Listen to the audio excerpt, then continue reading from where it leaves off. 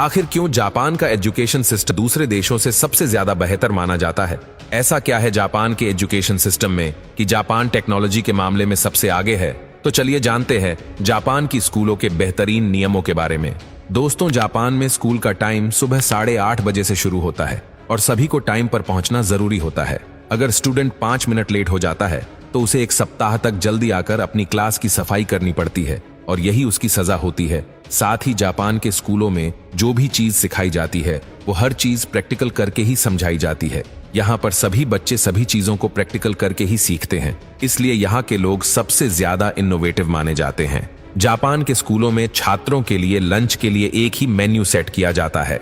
वहाँ school lunch भी एक तय सिस्टम के हिसाब से ही बनाया जाता है।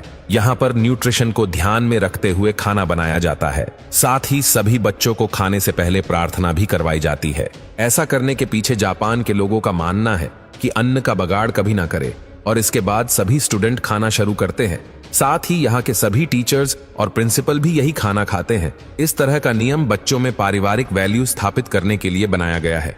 हैरान कर देने वाली बात तो ये है कि खाना खा लेने के बाद यहाँ के स्कूल को क्लीन करने के लिए कोई सफाई कर्मचारी नहीं होते, बल्कि स्कूल के सभी स्टूडेंट को मिलकर पूरे स्कूल की सफाई करनी होती है और स्कूल के सभी टीचर और प्रिंसिपल को भी ये सब करना पड़ता है।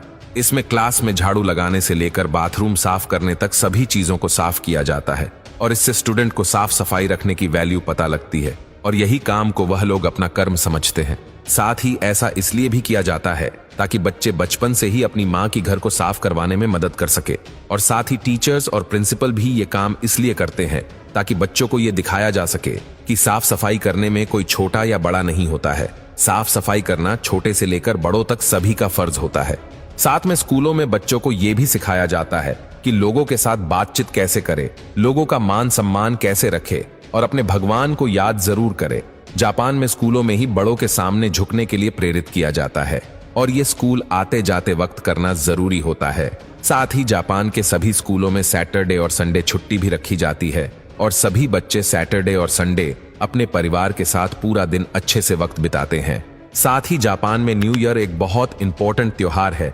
आपको ये जानकर हैरानी होगी कि न्यू ईयर के दिन आपको सड़कों पर तो क्या, कहीं पर भी कोई भी लोग दिखाई नहीं देंगे, क्योंकि सभी लोग न्यू ईयर अपने परिवार के साथ मनाते हैं। वहाँ सब समझते हैं कि परिवार एक व्यक्ति के जीवन का सबसे सुंदर उपहार है। वहाँ पर हर कोई अपने से सामने वाले व्यक्ति के साथ आदर और सम्मान से बात करते हैं।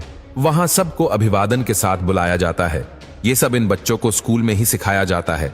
आप जानकर हैरान रह जाएंगे कि जापान के स्कूलों में 10 साल तक कोई भी एग्जाम नहीं लिया जाता। ऐसा इसलिए किया जाता है क्योंकि जापान के स्कूलों में ज्ञान से ज्यादा सभ्यता सिखाना जरूरी समझा जाता है।